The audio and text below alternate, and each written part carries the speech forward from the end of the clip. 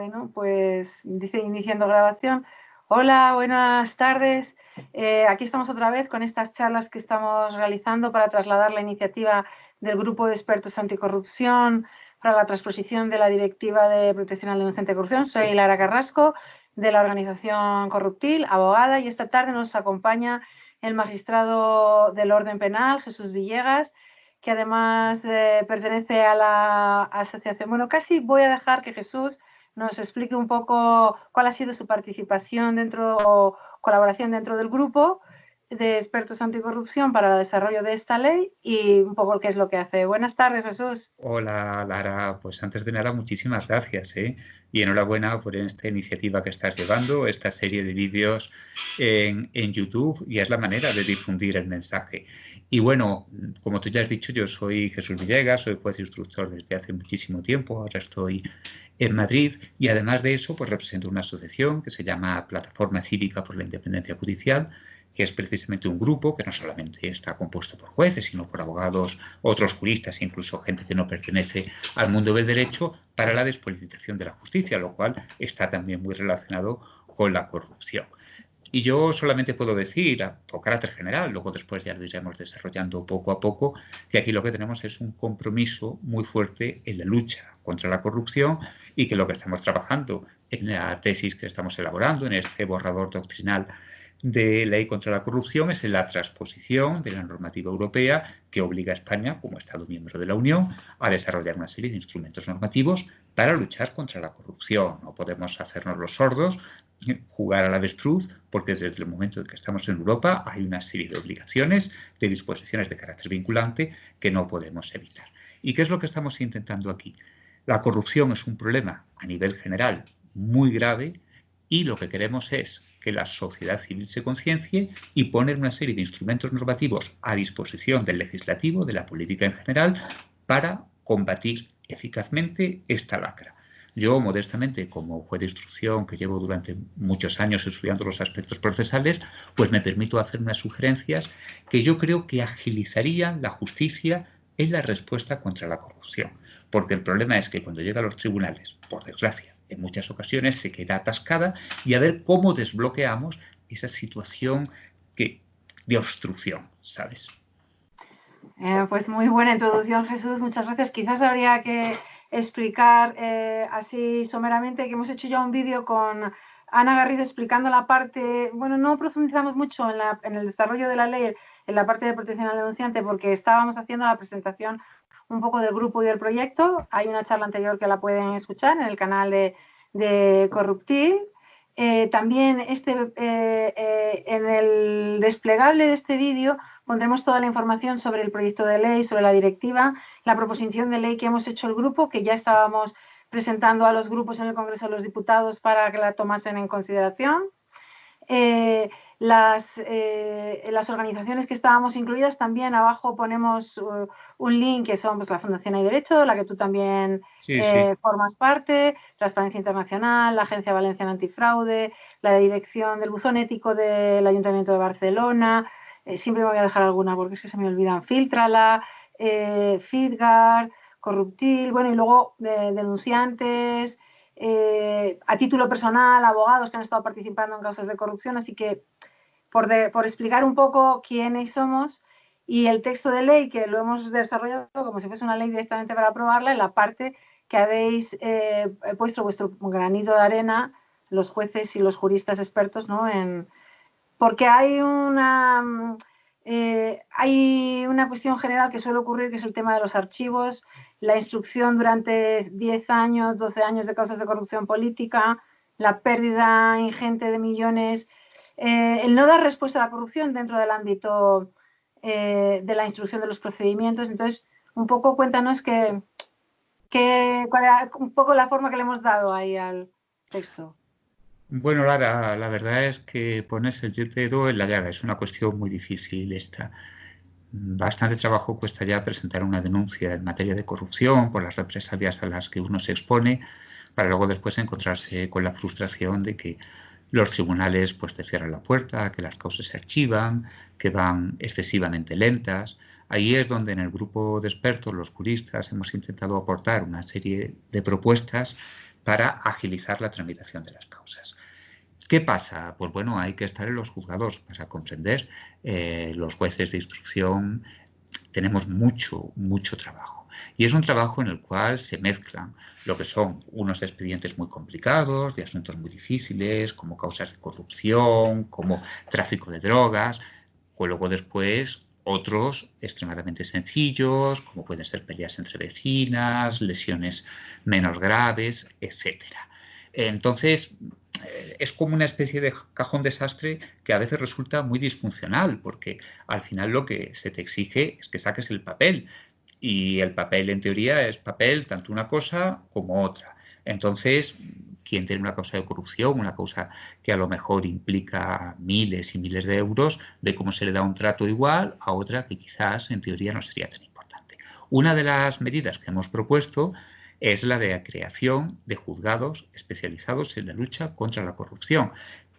Bien, esto lo que ocurre es que requiere un apoyo por parte de la autoridad política para invertir medios y crear esos juzgados. Y claro, resulta en principio difícil pensar que te van a dar los instrumentos para que los uses contra ellos. De todas formas, sobre este tema me gustaría que volviésemos después, porque yo creo que a la postre, sanamente entendido, la lucha contra la corrupción también beneficia a los políticos. Pero bueno, no me quiero dispersar ahora. Lo primero que habría que hacer es crear unos juzgados especializados.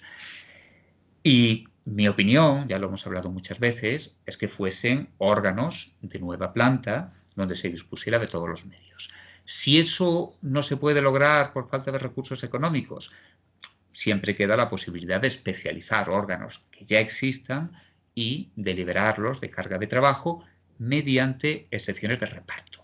Esto es una solución provisional, para mí es un parche, pero indiscutiblemente hay lo que hay. Sería un avance, yo lo considero como un camino intermedio hacia la creación de órganos especializados. Eso es una primera medida que a nuestro juicio sería muy útil, muy provechosa.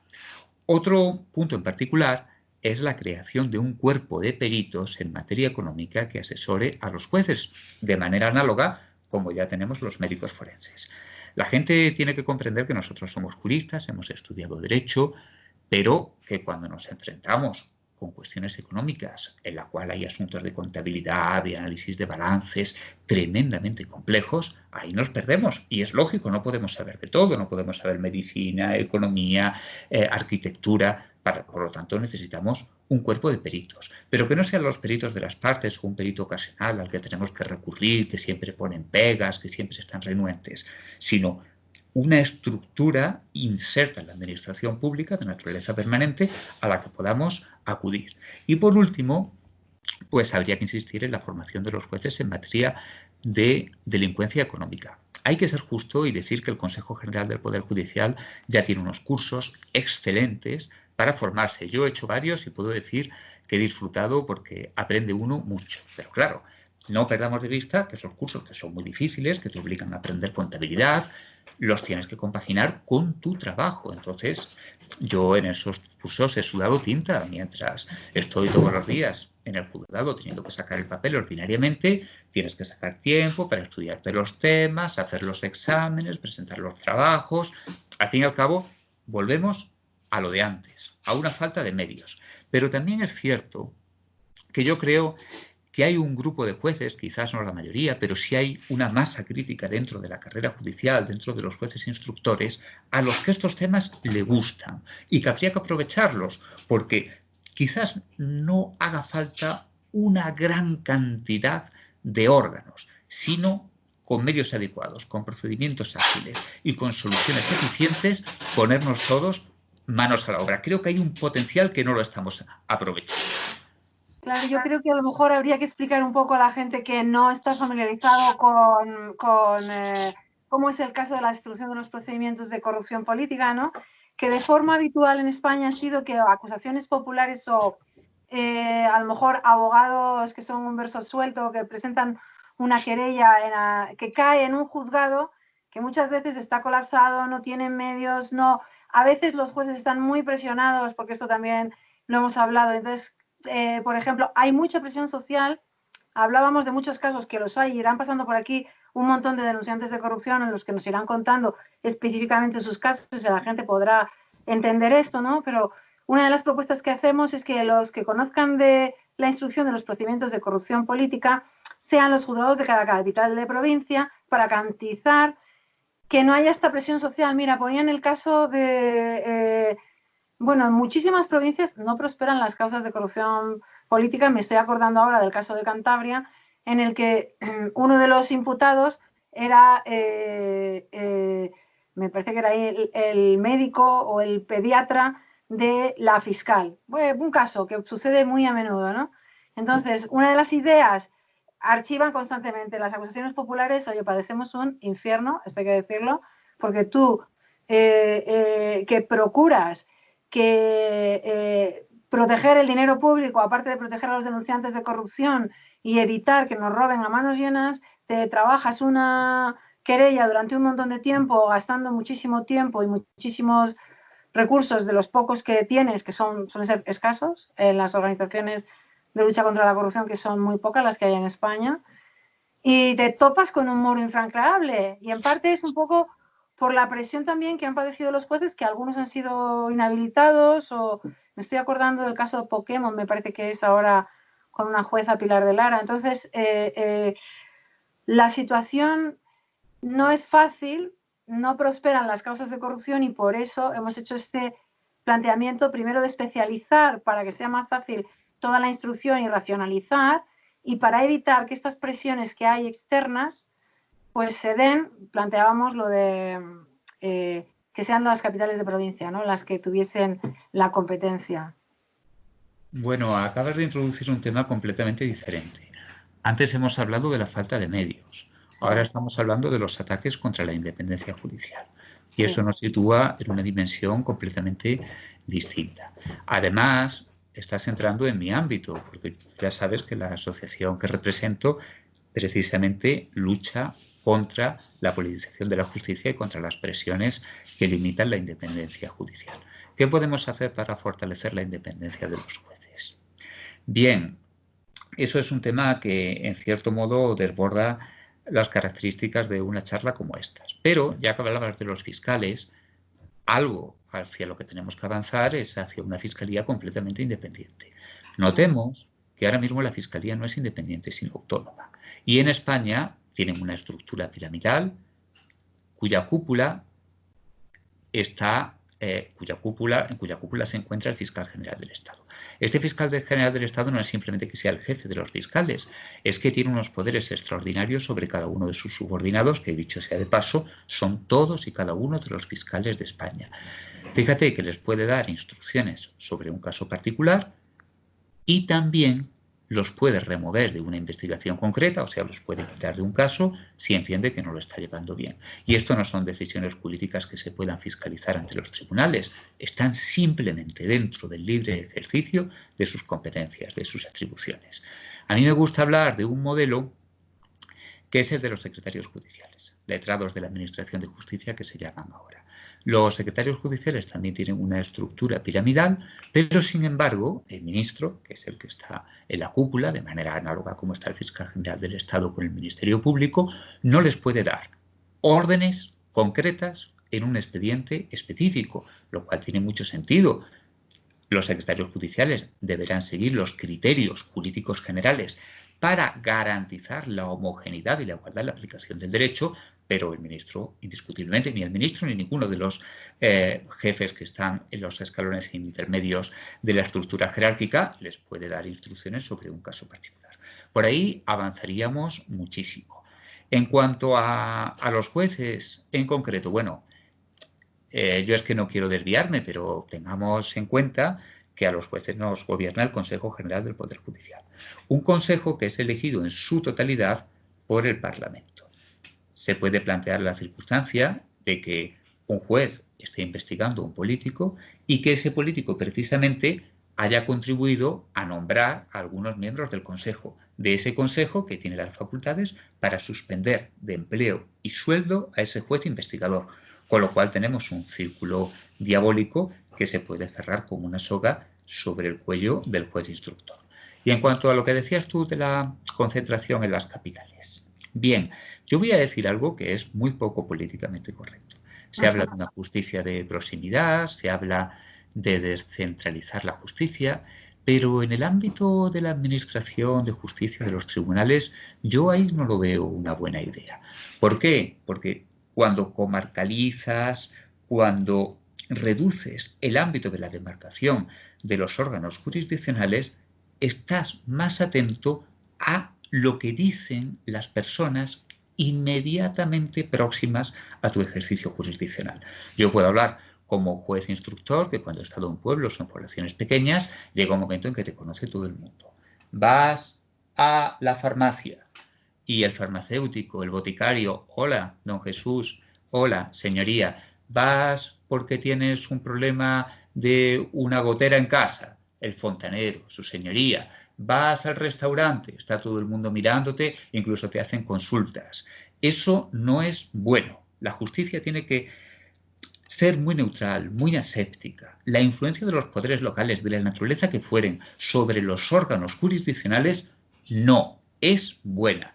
Por eso yo, y era lo que decía antes, a la hora de poner temas que quizás no sean muy populares o que vayan contracorriente, esas ideas de una justicia de proximidad, a mí me gusta un poco, si lo que entendemos es la justicia de proximidad, una justicia que esté en un diálogo permanente con las sensibilidades locales. Las sensibilidades locales se tienen que quedar a un lado. Y cuando estamos hablando en un Estado democrático, la única sensibilidad que hay que aplicar es la de la ley. Todo lo demás es tremendamente peligroso.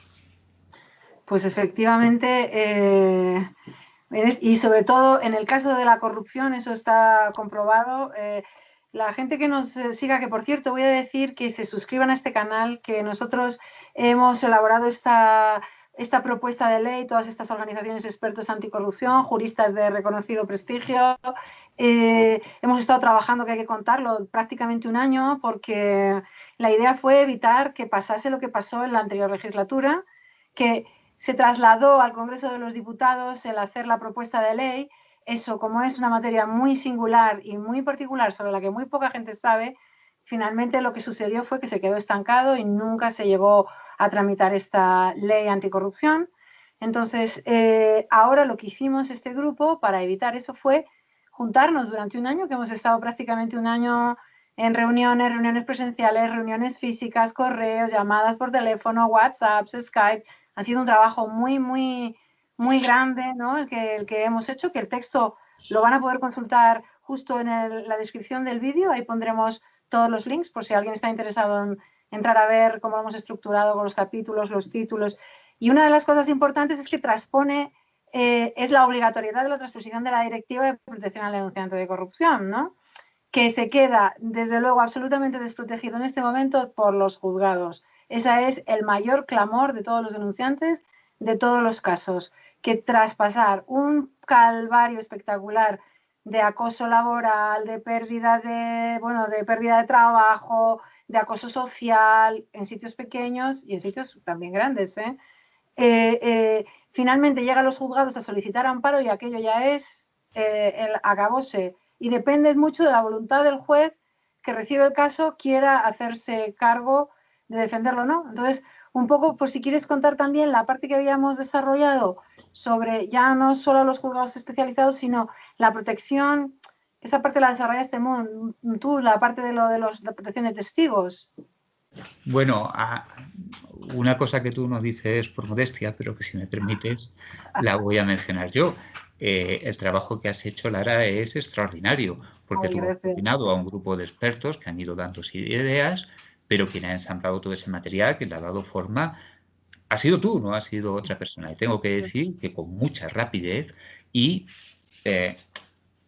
imbuyendo de estructura orgánica a lo que eran aportaciones dispersas. Por lo cual, no solamente hay que tener gran capacidad de trabajo, sino gran capacidad de síntesis, lo cual revela una inteligencia muy poderosa. Así que, te doy las gracias. Luego, en cuanto a las peculiaridades del trabajo que tenemos entre manos, ya hemos hablado, efectivamente, de lo que desilusiona ver cuando llegas a la justicia que no funcionen los tribunales adecuadamente. Lo que pasa que, por desgracia, no es solamente en el caso de la corrupción, sino en general. Por eso estamos comprometidos por intentar mejorar nuestra justicia. Y en particular, con la transposición de esta directiva, hay una peculiaridad una particularidad que yo creo que no debe escapársenos. Está muy conectado también a otro tema muy popular, a ver si somos capaces de convertirlo el nuestro también en igualmente popular, que es el del acoso.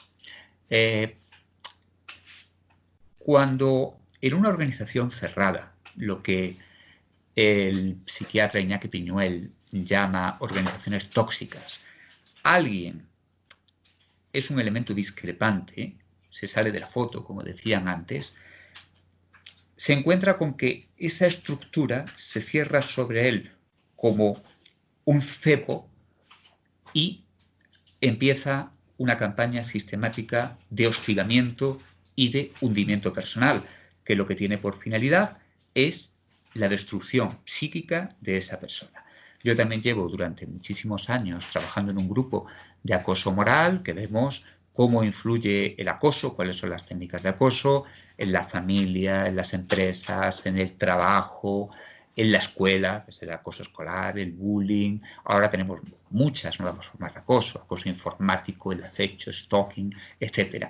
Pero es muy interesante que esta directiva incide sobre la necesidad de proteger a aquella persona que está dentro de una organización, tiene la decencia suficiente de arriesgarse y con valentía poner las irregularidades sobre la mesa, y entonces ve cómo el mundo se le echa encima porque hay una serie de mecanismos de hostigación que psicológicamente están ya muy estudiados por la literatura especializada y van a hundirlo. Además, lo que pretenden conseguir en los casos de acoso, y esto es muy significativo, es que sea la propia persona la que voluntariamente, entre comillas, abandone la organización para que no sean sus jefes quienes tengan que echarlo. Por eso el acoso se desarrollaron los estudios sobre acoso en el ámbito de la administración pública, porque los funcionarios en teoría no pueden ser despedidos, pero sí se les puede hacer la vida imposible para que sean ellos quienes pidan una baja, quienes pidan el traslado. Ahí es donde yo creo que nuestro trabajo incide de una manera muy especial. ¿Y qué es la ambición que tenemos? ¿Dónde está nuestro objetivo? Pues que la batería de medidas que hay de protección de los testigos en las causas criminales se pueda extrapolar a todas estas situaciones de denuncia que, como desarrolla la directiva, son muy amplias, porque todas las empresas, si me corrijo o si me equivoco, corrígeme por favor, creo que incluso más de que tengan 50 trabajadores ya tienen que poner en marcha toda una serie de mecanismos jurídicos verdaderamente complejos. Entonces nos dijimos, ¿por qué esos instrumentos que tenemos, que son tan interesantes en las causas criminales, no pueden extenderse, extrapolarse a todos los ámbitos en los cuales los alertadores necesiten protección? Voy aquí a añadir una cosa, porque fue también objeto de debate, que probablemente los que sepan de la materia sabrán que la protección de testigos falla estrepitosamente dentro de la justicia en España. Entonces, ¿qué hicimos ahí?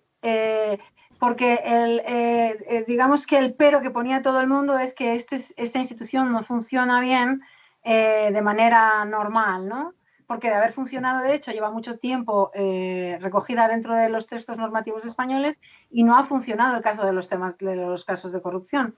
Entonces, hay que explicar a la gente que una de las cosas que hacemos, y además siguiendo un poco un caso de éxito que siempre lo mencionamos, que es el caso de la Agencia Valenciana Antifraude, en la directiva de entrada, la institución desde la que se va a dar respuesta sería la alta autoridad de lucha contra la corrupción, que sería una institución independiente, y la elección de su director, presidente, alta autoridad, como lo terminen llamando, es independiente de verdad, ¿no? Así que lo que hicimos fue, que lo puede consultar el que quiera, en la parte me parece que yo no sé si está en la tutela penal, me parece, en el capítulo de la tutela penal, que hacíamos también el desarrollo de algunos artículos, que quien será la encargada de poder llevar a cabo la coordinación y la protección sería la alta autoridad anticorrupción y no el Ministerio de Justicia. Ese era un poco lo que quería añadir, ¿no? Es un tema muy difícil de explicar ahora, porque uno de los asuntos más delicados, que lo hablamos mucho, es cuando se produce una convergencia de investigaciones criminales y de investigaciones administrativas, que ahí indiscutiblemente la prioridad la tienen que tener los tribunales. Pero lo que dijimos es que todos estos instrumentos, que son tan potentes, no queden circunscritos al ámbito penal, y que aunque no haya un procedimiento criminal en curso, la alta autoridad pueda esa batería de medidas utilizarla siempre que sea necesario para la protección de un alertante. Ahí hace falta voluntad política, hace falta pues quizás un cambio de cultura jurídica y sobre todo hacen falta medios materiales, porque lo estuvimos hablando también, quizás para una fase de investigación posterior deberíamos asomarnos a Italia y a Estados Unidos, donde parece que estas medidas funcionan bastante bien. Yo contactos con los Estados Unidos no tengo, pero sí que tengo una relación bastante fluida con autoridades de lucha antimafia en Italia, que a mí me sirven de inspiración y para trabajos y momentos posteriores podríamos desarrollar esa vía que yo la considero muy prometedora. Bueno, eso está muy bien. También hemos desarrollado, porque estamos ya llegando casi al final, que se nos hace muy corto cuando hablamos de esto, pero no queremos ser muy pesados porque sabemos que bueno, lo breve es bueno, 2 veces bueno. Vamos a explicar también que vamos a ir lanzando una serie de vídeos que se pueden suscribir al canal de Corruptil, donde iremos subiendo todos los vídeos. En un principio lo vamos a hacer de A2 para ir pudiendo explicar las materias. Luego ya ampliaremos un debate, incluso si técnicamente logramos entender cómo se hace, pues podremos hacer directos para que la gente nos vaya preguntando. Pero lo más importante es decir que ya lo dijimos en la charla anterior con Ana Garrido, ¿no? Que nosotros, el grupo, con toda la voluntad y pro bono durante muchísimo tiempo, hemos hecho esta propuesta de ley que es, bueno, pues si toda la gente que hemos estado durante muchos años en esto nos hemos puesto de acuerdo previamente y este sería nuestro texto ideal, ¿no? Pues que nos siga toda la ciudadanía junto con nosotros, porque si no, no vamos a poder impulsar esta aprobación de este texto tan imprescindible. Pero vamos a lanzar, la buena noticia es que como la transposición es obligatoria, para los que sean descreídos y piensen que no vamos a llegar a ningún puerto, pues estamos esperanzados en que en esta ocasión sí que la aprueben. Solo, a lo mejor, como para terminar, algunos apuntes sobre los artículos o algo que tú quieras resaltar, no sé si sobre la tutela penal, la tutela judicial, algo que quieras decir un poco para cerrar. Bueno, yo creo, Lara, que ahora no es el momento de entrar en cuestiones técnico-jurídicas. Yo me he preparado el texto de la iniciativa. Fijaos que es bien gordito. Son muchas páginas, mucho trabajo que hay aquí de todos y en especial el tuyo. Lo único que quiero decir, pues bueno, que a ver si somos capaces de mejorar la administración de justicia, porque ya no solamente por el tema de la corrupción, que es importantísimo, sino para imbuir, imprimir en la administración de justicia la agilidad que necesitamos. Y por último, una reflexión de naturaleza sociológica, si me permites, que era lo que venía anunciando al principio. Por desgracia, nuestra experiencia a veces nos pinta un escenario en el cual pareciera que la sociedad civil está luchando contra la política, como si fuera San Jorge contra un dragón y los políticos fueran los malos de la película. No me gustaría a mí que las cosas acabaran así, porque al fin y al cabo en una democracia los políticos son los representantes del pueblo. Deberíamos, en esta campaña de promoción pública de esta iniciativa legislativa, convencer en primer lugar a la clase política de que los beneficiados mayores de esta iniciativa serán ellos, porque a la larga simplifica las reglas del juego y sobre todo no los convierte en blanco de represalias y contrarrepresalias. Como yo he dicho en muchas ocasiones, cuando estoy en el poder, cuando me siento imbuido por una especie de borrachera de omnipotencia, tengo la tentación de infringir la ley. Pero, sin embargo, cuando las tornas cambian y paso a la oposición, me veo en esa posición de inferioridad y que ahora lo que yo he hecho antes se puede utilizar contra mí para chantajearme. Si somos capaces de crear un escenario limpio, donde todos los actores tengan las mismas reglas y las mismas posibilidades, a la larga los primeros beneficiados serán los políticos, porque no habrá cadáveres que sacar del armario y no serán vulnerables a puñaladas por la espalda de represalias y de venganza. Por tanto, nuestro proyecto es muy bonito porque, aunque tiene una dimensión esencialmente jurídica, a la larga es de educación de la ciudadanía y de creación de una cultura de respeto a la ley y al derecho. Y yo creo que eso es algo que merece la pena y a lo que debemos dedicar nuestra vida. enhorabuena de nuevo, Lara, porque tu trabajo ha sido extraordinario y para lo que necesites, aquí me tienes. Pues gracias. Voy a cerrar diciendo que el trabajo extraordinario ha sido la de todo el grupo. Es un auténtico lujo, una experiencia vital increíble. No solamente compartir la parte técnico-jurídica y lo fascinante que ha sido un poco todo, sino porque personalmente el grupo sois un encanto todos y muy dispuestos. Igualmente. También hay que decirlo. Y déjame añadir una cosa antes de terminar y de pedir de nuevo que se suscriban al canal, que le den a me gusta si les gusta, que lo compartan, que lo difundan, que se lo digan a sus amigos, que tienen que venir con nosotros, que nos sigan en esta iniciativa. Es que una frase que estamos diciendo ahora es que para salir de la crisis en la que estamos del coronavirus provocada por de esta crisis económica, perdón, de esta crisis económica en la que tenemos que enfrentar ahora, que es la reconstrucción del país, decimos un mantra que es la lucha contra la corrupción es una medida económica de primer orden. Entonces, no solamente beneficia a los políticos, a la ciudadanía, establece tal, sino que es que para la reconstrucción del país va a ser fundamental que con carácter urgente se tramite y se apruebe esta ley, porque son 90.000 millones de años la cifra que dicen que perdemos a causa de la corrupción. Así que si recuperamos esos 90.000 millones, habremos hecho... quizás podemos estar prestando dinero a Alemania en breve. Yo creo que es así, es un reto. Oye, cuando termine este vídeo verán un circulito con el logo de Corruptil. Si pinchan ahí, los que estén interesados, se pueden suscribir.